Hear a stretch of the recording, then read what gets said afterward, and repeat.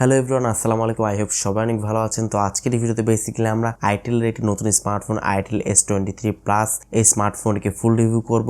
Itel S23 স্মার্টফোনটির বিশাল সাকসেসের পর কিন্তু itel আমাদের মাঝে এই ফোনটি কিন্তু লঞ্চ করতে যাচ্ছে, যার মডেলটি হচ্ছে আইটেল S23 প্লাস এই স্মার্টফোনটি। মোবাইল ফোনটি যদি আমরা কিছু হাইলাইটেড ফিচার্স নিয়ে কথা বলি, তাহলে স্মার্টফোনতে আপনারা পাচ্ছেন কার্ভ ডিসপ্লে, মানে দুই সাইডে কিন্তু এস ডিসপ্লে ইউজ করা হয়েছে। ফোনটি ব্যাক সাইডে থাকছে 50 মেগাপিক্সেল ক্যামেরা এবং ইউনিসকের টাইগার T616 এই চিপসেট ইউজ করা হয়েছে। পাশাপাশি 5000 mAh ম্যাসিভ ব্যাটারি সেটআপের সাথে থাকছে 8GB র্যামের সুবিধা। আরো থাকছে উল্লেখযোগ্য ফিচার। তো আইটেল S23 প্লাস এই স্মার্টফোনটি বাংলাদেশ এবং ইন্ডিয়ার বাজারে কবে লঞ্চ হবে এবং কত প্রাইস রেঞ্জে আসবে, সমস্ত কিছু এই ভিডিওতেই আলোচনা করার চেষ্টা করি। অবশ্যই ভিডিওটি সম্পূর্ণ ওয়াচ করবেন। ভিডিও শুরু করার আগে আপনি যদি এখনো পর্যন্ত আমাদের চ্যানেলটিকে সাবস্ক্রাইব করে না থাকেন, অবশ্যই চ্যানেলটিকে সাবস্ক্রাইব করে দিবেন, পাশে বেল আইকনে প্রেস করবেন পরবর্তী ইন্টারেস্টিং ভিডিওগুলোর আপডেট সবার আগে পাওয়ার জন্য। চলুন তাহলে শুরু করি আমাদের আজকের ভিডিও। দর্শক বন্ধুরা, ফার্স্ট অফ অল যদি আমি আইটেল S23 প্লাস এই স্মার্টফোনের যদি ডিজাইন এবং লুকস নিয়ে যদি কথা বলি, তাহলে স্মার্টফোনের ব্যাক সাইডে থাকছে দুইটি ক্যামেরা সেটআপ এবং ফ্রন্টে কিন্তু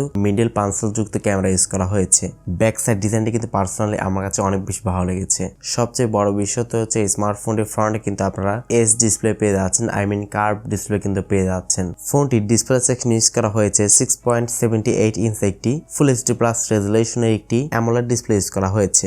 ডিসপ্লেতে আপনারা পাচ্ছেন কোর্নিং গোরিলা গ্লাস 5 এর প্রোটেকশন। তো যেহেতু এখানে ফুল এইচডি প্লাস ডিসপ্লে থাকছে এবং অ্যামোলেড ডিসপ্লে থাকছে, তো সেক্ষেত্রে ফোনটিকে আউটডোরে ডিরেক্ট সানলাইটে ব্যবহারের সময় কোনো প্রকার শার্পনেসের ঘাটতি কিন্তু আপনি ফিল করবেন না এবং ফোনটির প্রোটেকশন হিসেবে পাচ্ছেন কোর্নিং গোরিলা গ্লাস 5 এর প্রোটেকশন। মোবাইল ফোনটি পারফরমেন্স সেকশনে কথা বলতে গেলে ফোনটিতে আপনারা পেয়ে যাচ্ছেন অ্যান্ড্রয়েড 13 এর সুবিধা এবং এখানে থাকছে আইটেল OS 13 ইউজ করা হয়েছে। ফোনটির চিপসেট হিসেবে থাকছে ইউনিসকের টাইগার T616 এই চিপসেট ইউজ করা হয়েছে, যেটি হচ্ছে 12 ন্যানোমিটারে architecture build quality gaming chipset use করা হয়েছে। এই চিপসেট দিয়ে কিন্তু আপনারা মোটামুটি ফ্রি ফায়ার মতো গেমসগুলো কিন্তু একদম ল্যাগ ফ্রিতে খেলতে পারবেন। তবে পাবজি খেলতে গেলে কিন্তু এই স্মার্টফোনটি প্রচুর পরিমাণে হ্যাং লেগে শিকার আপনাকে হতে হবে। তো বুঝতে পারছেন এটি কিন্তু কোনো প্রকার গেমিং ফোন না, তবে টুকটাক কিন্তু আপনারা ফ্রি ফায়ার মতো গেমসগুলো কিন্তু খুবই ভালো মতোই খেলতে পারবেন। এবং এই স্মার্টফোনটি জিপিইউ হচ্ছে মালে G57। ফোনটি আপনারা দুইটি ভ্যারিয়েন্ট পেয়ে যাবেন সম্ভবত, সেটি হচ্ছে 4GB RAM 128GB internal storage এবং 8GB RAM 256GB internal storage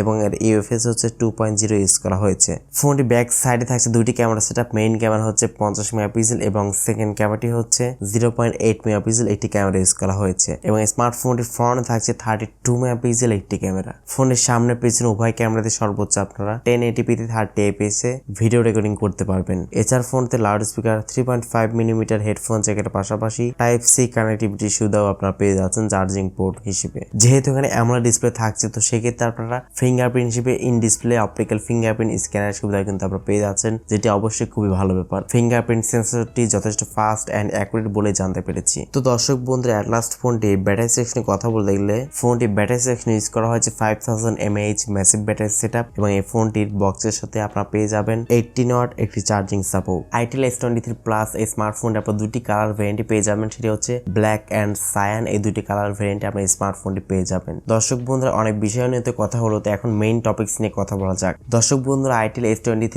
plus এই স্মার্টফোন কিন্তু নাইজেরিয়ার মার্কেটে লঞ্চ করা হয়েছে।